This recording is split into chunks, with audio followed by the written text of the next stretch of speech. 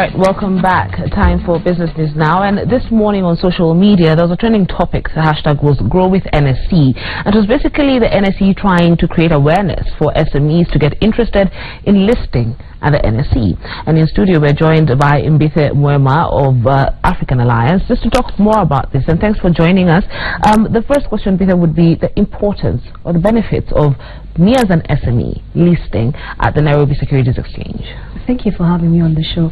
You're right to say that this was a trending conversation in the morning. The NSE had a very interesting setup earlier today for about 3 hours, and they were creating the sensitization of what's the substance of listing on the SME.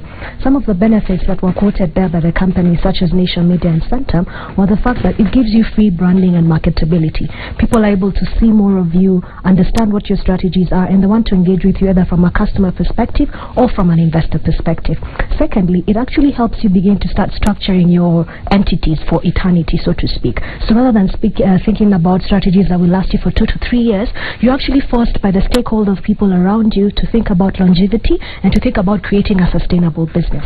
So you literally move away from the hustle and you begin to build businesses that are actually going to enhance your well-being and that of the nation as a whole.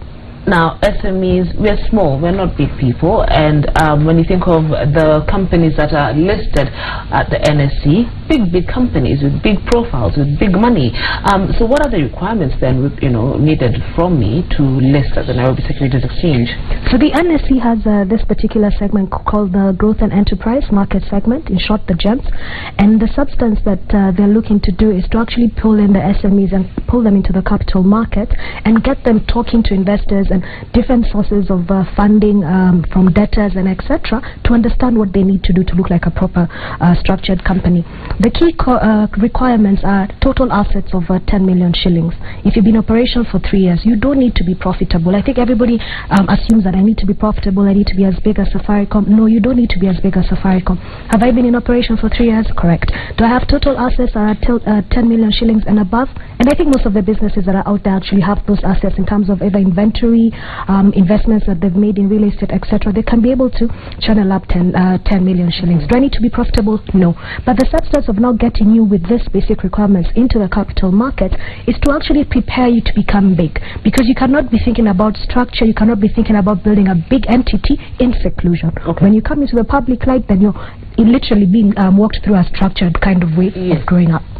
There was a conversation of having a board, in your SME because it is a requirement, and it brings up the issue of corporate governance when it comes to SMEs and the Nairobi Securities Exchange. Maybe you can briefly tell us more about that.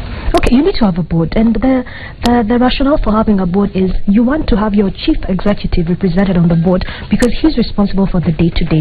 But beyond that, you want to be able to attract advisory kind of counsel from people in different areas of business, be it legal, be it accounting, be it investment banking, etc., to sit on your board and offer strategic guidance. But more importantly, because you're going to come to the stock exchange and there will be investors there, if you have a sound board, it actually acts as a sounding board to say this is a legit company, the businesses that they're operating it are legit, and beyond just investing in the company, there's actually a board that offers oversight of the company and is responsible and accountable to the shareholders in return. And finally, and like we said, this was a very big conversation in the morning, and I picked a tweet at Kip Janjes. He said, we need financial literacy in Kenya. All that calculus I did won't help in making smart decisions in investments. And it brought up the question, do you think it is important for matters Nairobi Securities Exchange to be taught in schools, and more so business schools, financial schools? If I'm taking a course, in commerce, is it important for me to learn about that, or entrepreneurship?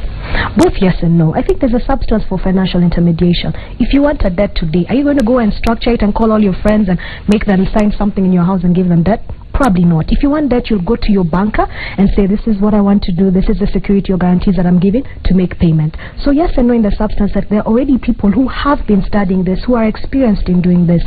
These are what we call the nomads when you talk about the GEMS, and African Alliance is part of that. These are people who talk you through the process of listing, whether you want to list as an SME or as a big entity. They talk you through alternative sources of funding, and they help you prepare yourself for the right kind of investors into your business.